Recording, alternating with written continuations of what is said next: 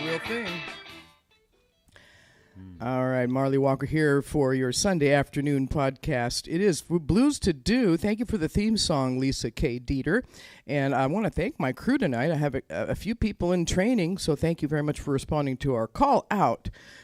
We pay, too. We pay a little bit. Yeah. Justin, is it Justin or Jason? Jason? Yeah. Josh. Okay, I totally blew that. That's why he wasn't responding. Scotty, Chandler doing the training, KZ here just to make sure everything goes right.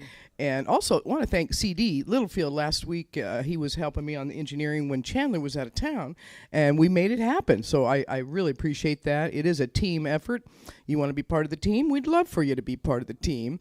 Every Sunday afternoon at 1 o'clock, my name is Marlee Walker. Thank you very much. My Cadillac parts are here, signed by famous blues musicians and other wonderful people.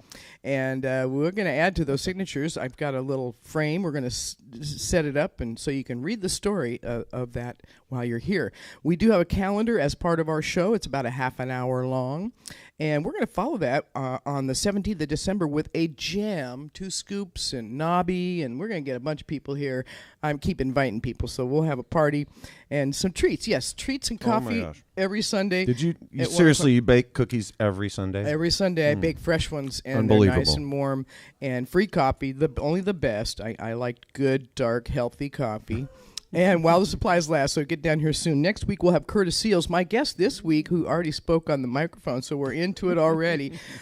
Joel Astley, everybody. And say his name right, will you? It's not Ashley, it's Astley. Thank you. Spell check will get you every time. Every time, yep. I'm sure. But Astley, and he is making a name for himself. I first met Joel at the Jam, I think, at 88 Keys. That's right, 88 Keys. We go back, and you wrote a Pioneer song, Square.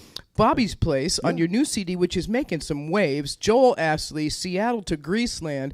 You're number, 8 on the Billboard Blues charts already? Well, it popped out at 7. 7. On the opening week. Wow. And I haven't revisited Billboard since, but that's okay.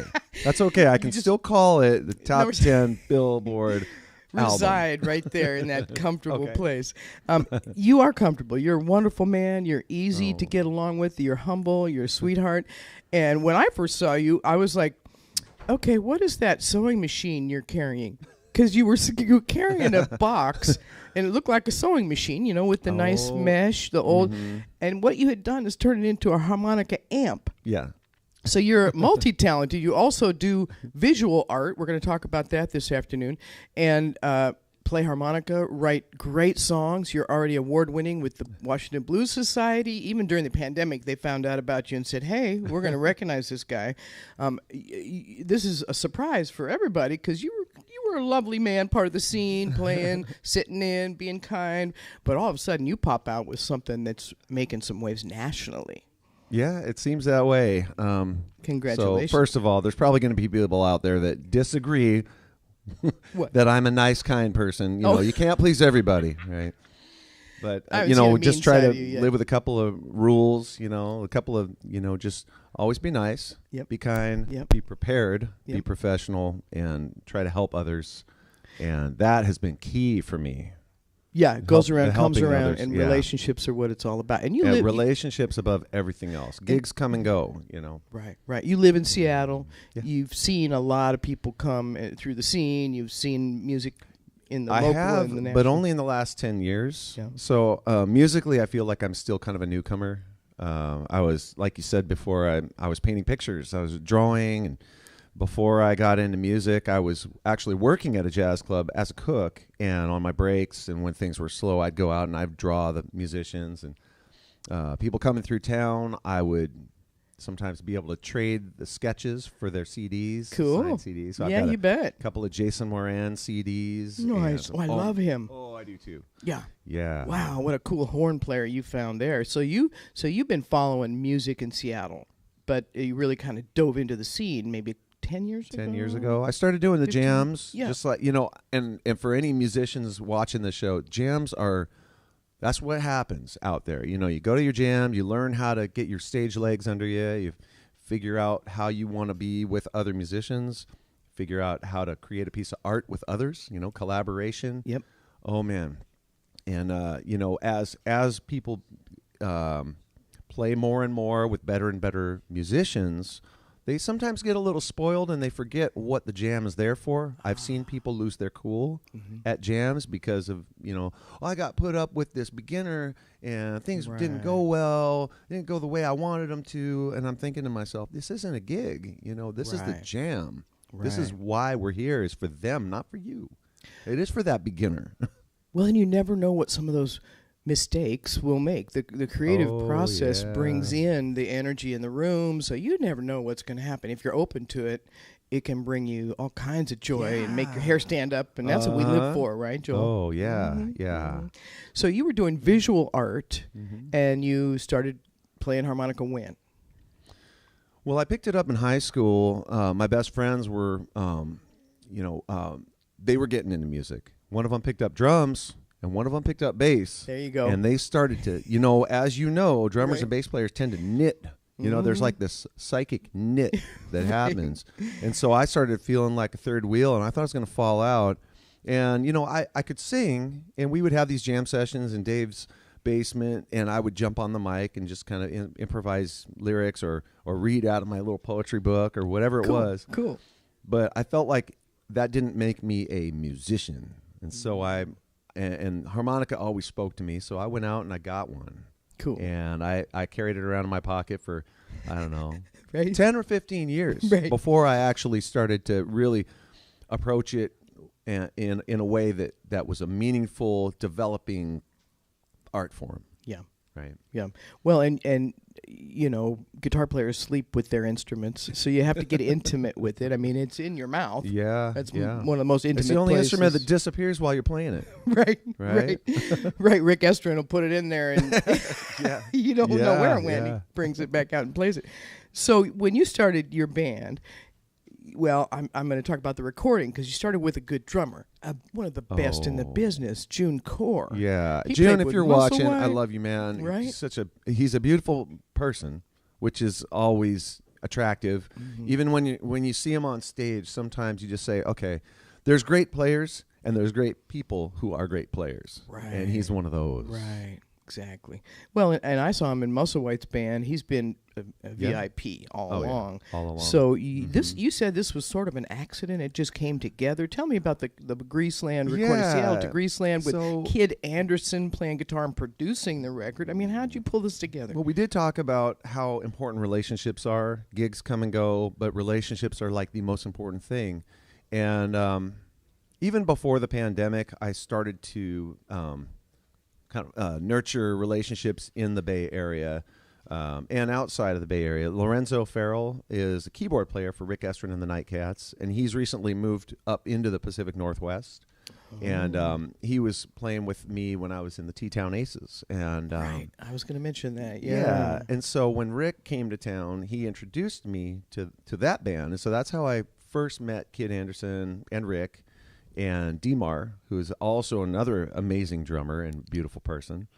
And so that was kind of the beginning of my connection to the Greaseland family. And then when the pandemic happened, I was tuning into these Can't Stop the Blues broadcasts that were almost every night. And it was a different band every night. I said, I want a piece of that.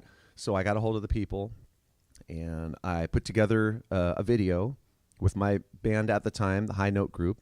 That was Rafael Tranquilino, myself, Chris Lucier, and Lisa Romalia.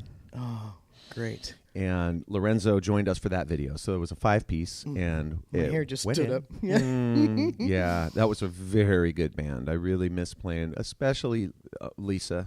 Yeah. I love Lisa, and I love Scotty. And another pair of kind souls there. Yeah. Wonderful. Yeah, anyway. So back to Can't Stop the Blues. It was this broadcast, and that was when I started kind of putting myself on the map down there. And Chris, Kid Andersen, became aware of what I was doing, and then I started doing this art studio broadcast during the pandemic because all the gigs went away. I wanted to stay connected to my fan base.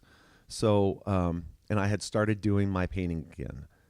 When I got into music, I kind of let it go, and I started drawing and painting again just shortly before the pandemic shut everything down. So I was kind of poised for the word that we started using so much during the pandemic was the pivot.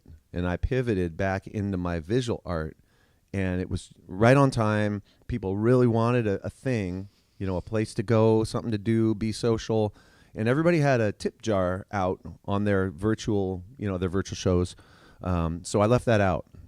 It was just, me, my sketchbook or my watercolor paper, and I would just turn on this live broadcast on Facebook, and I would play my friends' albums in the background. So I played when Mitch Pumpian, whose shirt I'm wearing, Mitch is Best Buffalo Sauce. Who's also, I found out he's a sponsor of the show.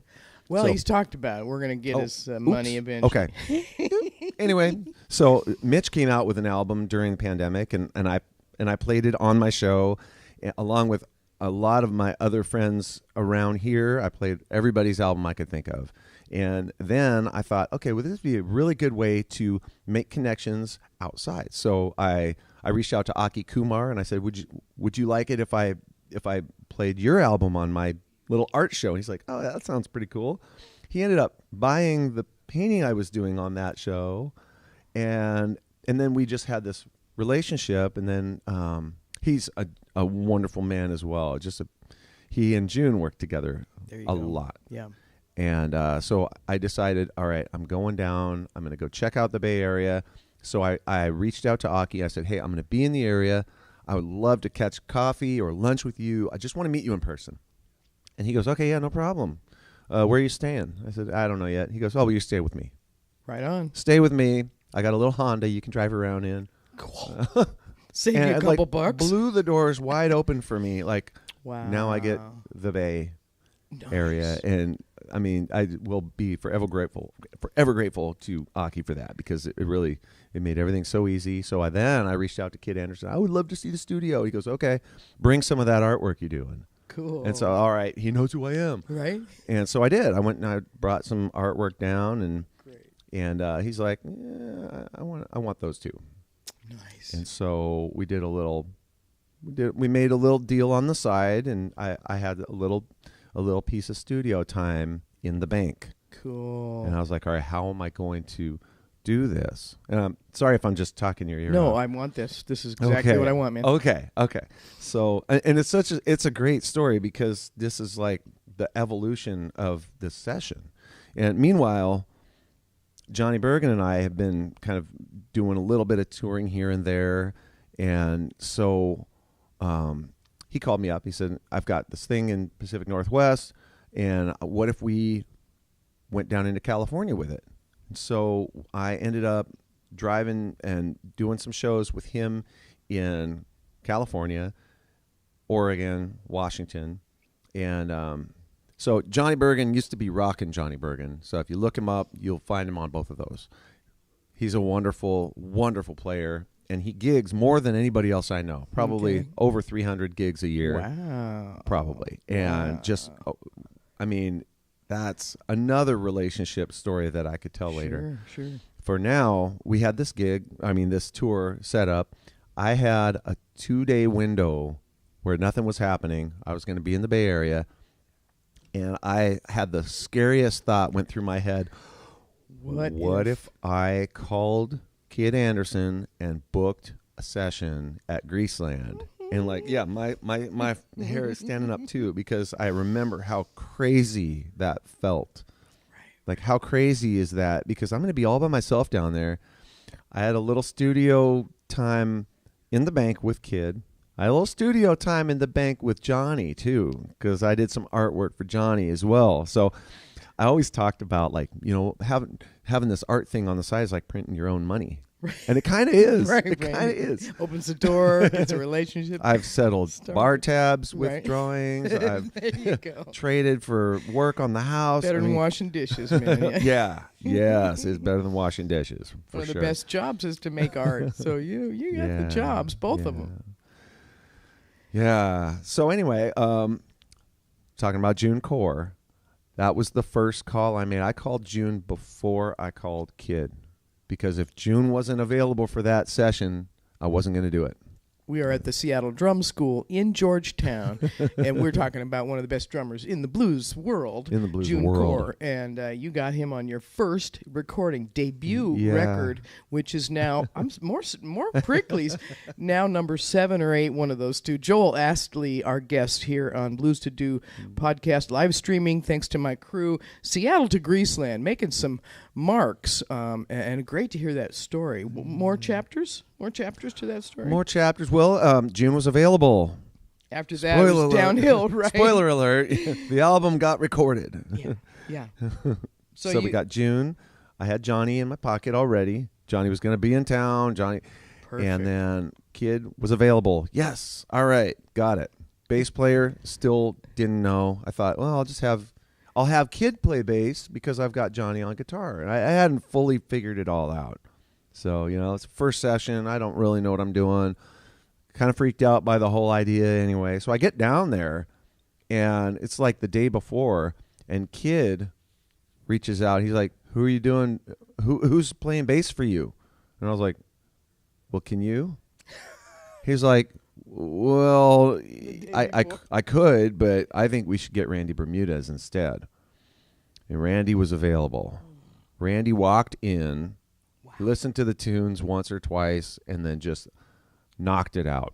Right. I mean, this whole album took like 2 days to record, and then Kid, he's a machine. He's like, after the second day of recording, he's like, and I was kind of standing there like, what happens next? He goes, go down to the Safeway and get me some Red Bulls and some. And some Starbucks, coffees, and we'll get started. Wow! And I'm like, we'll get started. He's got a formula. Yeah. And then I knew what was going on, and I was like, all right, braced Wow. myself for a long night. Mm-hmm. And so 10 a.m. it was rough mixed. Wow! By 10 the next morning, the album was basically done. Wow! And so he sent me the mixes, and I gave him notes over the next few weeks, and then. Fast forward August or September, it was delivered. Yeah. I mean, he's like, all right, here you go. So I started shopping it. Well, and you got signed. I got signed, yeah. I had this album, another moment of like, what do I do next? Now, there's a lot of that in this. I mean, I've been in a constant state of what do I do next for like the last 2 years. Right. That's a good place to be, though. Yeah, because it leaves you a little bit open for serendipity and anything else that could turn you onto the path you're supposed to be on. Right. I'm keep thinking of giving birth and how conception is just chaos. It's chaos. And sort of that's what you were doing is pulling the pieces together. And I don't have a bass player. There's a lot of fear in that place. And a lot of people act from a place of fear. I mean, I'm not talking about music. I'm talking about in life. People often act irrationally when they're fearful, and it's really hard to just kind of let go and get out of your own way, And man, how I get my way is how I get in my way. Right. That's when my wife says that sometimes. That's a song too. Yeah, you got that right. Oh man, getting in our own way. I've talked about that my whole life because it's so easy to do. Oh yeah, especially you look on social media. People get into those arguments. You're scrolling through this crazy thread, and people are just hanging themselves and just making themselves showing their behinds. Right, and spending a lot of time on something that won't really be productive or do anything for anybody. Right. And I'm not trying to preach. I'm right there with you. I'm that guy half the time, and I'm struggling to stay on the beam and treat people right and sow the seeds of positivity. It's you are. Yeah. You're about that.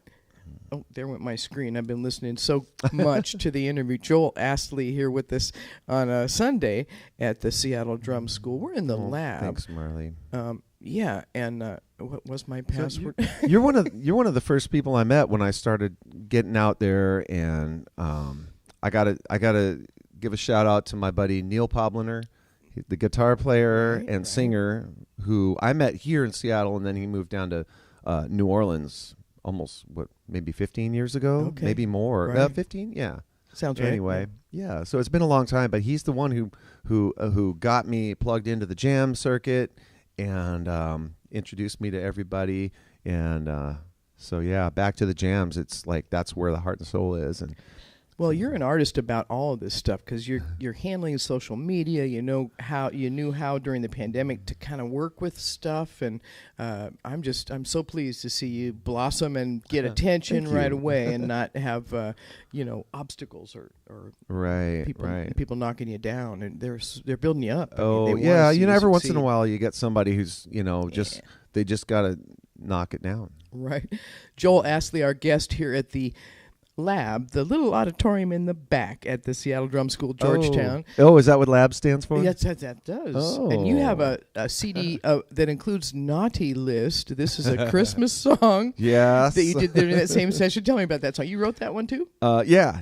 It was kind of funny. A few years ago, we were on our way to, I was on my way to a duo gig with Jesse Weston. We used to have a duo together, and I thought, man, it's so close to Christmas. I don't know any Christmas songs. Maybe I'll just write one. Mm-hmm. And so I kind of like started composing it in my head on the way there. And by the time I got there, I kind of had it mostly put together, and I wrote it down. And all right, Jesse, this is how it goes. And we kind of hacked our way through it in its rough form. And then I rewrote it, and I actually recorded it with Rafael Tranquilino a couple of years ago, and he's a wonderful producer, engineer, and guitar player, of course, and he played the drums and he played the bass on that. Very talented. So it was just it was really cool. And then he made this really cool video that went with it. Cool. So I gotta just say, Rafael, if you're watching, I love you, man. You're such a talent, and really appreciate you. He also knew you were going somewhere, so he wanted to be part of your early tracks. Yeah, and, that's the kind person that you are. You just played the Carolina Smoke in Bothell last night? No, Wednesday. Friday night? Friday night. That was a Friday night. Whatever that was. Yes. But, with Joseph Barton, my buddy Joseph on bass. He's in your band. Yeah. Who else is in your band? So I'm working with Don Montana quite a bit. That's right. That's drummer. What I saw. Yeah. He's a great drummer. And you were just on King 5? Yeah, I was on this. Them? They have a show called New Day Northwest. Awesome. Yeah. See, you're just opening all kinds of doors. Well, it's back to the relationships. That was not because I, hired a publicist to go knock on their door and send them a weekly email until they finally let me on the show. No, I just happened to know the cameraman who also produces the show or directs the show or something, and he showed Amity a clip of one of my shows, and she's like, "Oh, get him on the show." Cool. It was just serendipity. Right, and I, serendipitous, was sitting there. I never watch TV during the day, and all of a sudden I was like, I know these guys. They're in my living room. What's the deal? You have gigs coming up I want to make sure and mention. And speaking of relationships, let's stop and talk about your wife, Wiley. I'm sorry, my handwriting's bad. Wiley. Wiley. And she's Wiley is Wiley? Or tell me about her name. So, she's got a family name there. Yeah, so Wiley, Wiley grew up in Oklahoma. Okay. And there's some family ties there still, and she's an artist too, and it's kind of funny. Our journey is so when we met, I was not a musician and she was not an artist. Okay, and we really kind of found ourselves with each other. We kind of teamed up, and strange things happen when you fall in love, and we're still together. It's been 22 years. Congratulations. You don't even look that old. But you have been happy ever since I met you, and that's why. You got a good woman. It's a huge piece of the puzzle. Yeah, you always talked about her with respect, and I love that. So, and you have 2 children? 2 kids, yeah. I got a 17-year-old boy at home and a 21-year-old boy up in Bellingham. It's hard to call him a boy. I just spent the afternoon with him yesterday, and then I ended up crashing with him last night because Kyle Rowland, who is on tour right now, coming up from Sacramento. He's doing some Pacific Northwest shows right now. Look him up. He's amazing. And he did a Bellingham show that I wanted to be a part of. I also wanted to make sure that he had a proper backline. I've got some harmonica amps, and I was helping him out as he, up here. A few of those sewing machine amps. Right? Yeah. Well, now, where else is he playing? He's playing tonight, you said? Tonight, he'll be in Tacoma at the Spar. Oh, cool. And I'm going to try and make it down there. I love that room. That is such a great place to play. I love the Spar. Glad they found him, and you were going to get him on the show. I'm so glad we got to get you on the show. Yeah, I was going to try and get him in here, but he had a rehearsal. He's connected through Lorenzo. So Lorenzo is actually working with David Hudson and Tanya Hodel, and they have a little production company. They have a production company based in Tacoma, and they've brought some really wonderful names to the Northwest. They're putting Tacoma back on the blues map. Right on, right on. So shout out to you all. Yeah, it takes a little effort to rebuild a music scene, and in Seattle we lost a number of venues, so it's like, oh, where's the new stuff happening? Right. Tim's moved to White Center, and they do quite a bit of jamming there. By the way, we do have rehearsal space here. If he wants a rehearsal space in the future, then we'll just get him in here right before we do the show. Or after. Whoa, that would have worked out great. I forgot to mention that. This is the Seattle Drum School where we're broadcasting, and we do rent out space. We have recitals here and showcases. We have a holiday show booked December 17th, and a jam session with Two Scoops, Nobby. Maybe you'll show up. I'm gonna get some players. I'm gonna get some players out, and we're gonna have some fun. It's the funnest thing I've ever done, and I get to stretch out and play and sing. And I heard you sing. It's been a long time since I heard you sing. I have to have a little bit of alcohol. We're a 1-2 drink town. We don't dance until we have 2 in us. But anyway, I could do this. Let me get that calendar going. Joel, it's great to have you as my guest, and I will have part so happy 2. to be here. I'm going to have part 2. You get your harmonica out while I'm doing this calendar. Oh, okay, sure. You're going to be at Dawson's at the Sunday Jam. You'll be featured on the 10th of December. Blue Diamond in Portland is a room I haven't heard of. That's a new one, but you're going to play there December 15th. Kim Field's Harmonica Showcase. I don't have a location, but that's on the 21st of December. I'll get that together. Blues and Brews in Barbecue. Not enough barbecue in the world. Tulalip Bay is where that's going to be on the 26th of December. The day after December, you're going to be playing that event. And look for good stuff in the new year.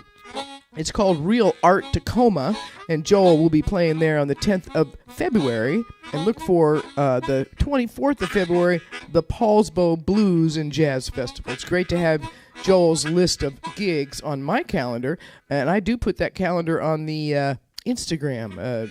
Try to do that every week. What do we got?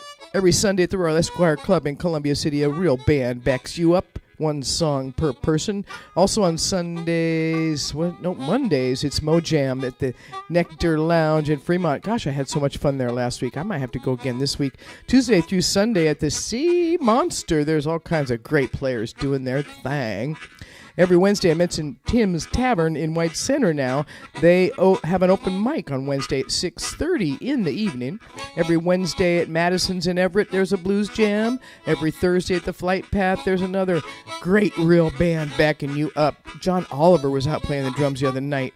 And Herman Brown, that's right, and John Studemeyer. So that's a regular stop for me. And Curtis Seals, who plays keys at that Flight Path every Thursday night pretty much, will be my guest next week here on Blues to Do TV, the live streaming podcast. I saw Phyllis Talley hosting, and I asked her to be my guest. We're going to schedule her as well. All kinds of great people in the music scene still here, still doing the blues. All right, so more blues calendar. Keith Scott and Joe Cook Band will play at Aurora Borealis on Tuesday night for the Blues Jam, the Washington Blues Society Blues Jam, 7 p.m. start there. At the Triple Door, Lizzie and the Triggermen, 7:30 p.m. on the 18th of November. 16th, sorry. My eyes are going. 17th through 26th. It's an annual visit from Taj Mahal and his band at Demetrios Jazz Alley. 43rd year that they've been doing music and doing it right. Curtis Seals will be, as I said, my guest a week from today on Blues to Do TV, and then on the 24th of November, Aurora Borealis features Lee Oskar and friends. That should be a big old night right around Thanksgiving. And the 24th, look for Tim's Tavern to host Spare Rib and the Bluegrass Sauce, if that's your side of the blues. Sound of the Sound 2 with Josephine Howells on the 25th of November, and that's enough for now. The Blues to Do calendar comes your way every week as part of this show. All kinds of blues news happening. We saw Kingfish on 60 Minutes a couple weeks ago. That's still leaving a mark with me. I heard about that. And Bobby Rush and Dan Aykroyd were doing Jimmy Fallon the other night. Oh, that was cool. Bobby Rush making the rounds. That guy's... Is it my imagination, or is the blues getting back into the mainstream a little bit? I feel it. I'm trying to ride that wave again. Yeah. Okay. I had to do other things for a few years, but now I'm back, and I'm with you there. I feel you. We do have treats and coffee every Sunday about 1 o'clock. It's Blues Church. Kind of after church, if you will. Blues after church. That's what we should. Fresh-baked cookies. With fresh-baked cookies. Oh, yes. We'll get them down here somehow, huh? All right. It is live streaming for about 30 minutes or so every Sunday afternoon, around one-ish. Thanks, everybody, for doing my engineering. What kind of images we got? Oh, I got the poster up there. You want to put some other images. That's cool. Anyway, want to thank Josh. I got your name right this time. Scotty and Chandler and KZ. And thank you, everybody here at the Drum School, for giving me an opportunity to do my thing again. It's good to be back. Curtis Seals, great on keyboards. Give me a little more harmonica, will you? You got more in you. Take us out. Joel Astley. Spell check that. Get it right. Astley. Joel Astley, our guest this week. Living the blues until next week. This is the Blues Lady saying real music, real people, real stories right here at the Drum School. Yeah.